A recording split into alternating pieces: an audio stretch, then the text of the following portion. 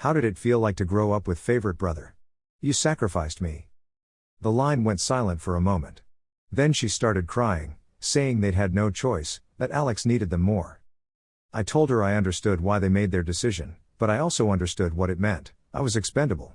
I told her I'd spent the last decade building a life for myself, and I wasn't about to let them back in just because they needed something from me. A few days later, I was home when I heard a loud knock at my door. When I opened it, I found my parents and Alex standing there. They hadn't even warned me they were coming. My dad immediately started berating me, saying, "We came all this way to talk to you, and this is how you treat us?" My mom chimed in, adding, "We're your family. You owe us this after everything we did for you."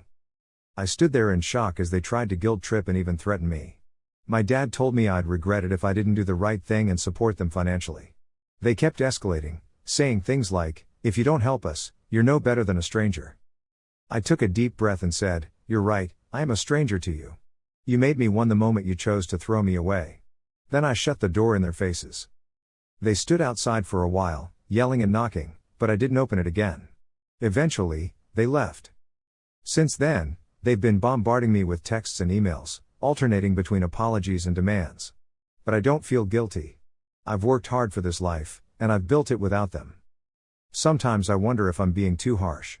But then I remember how it felt to be 15, sitting in my aunt's cramped living room, wondering why I wasn't enough for my parents to fight for. I've learned that family isn't about blood, it's about the people who stand by you, who value you for who you are.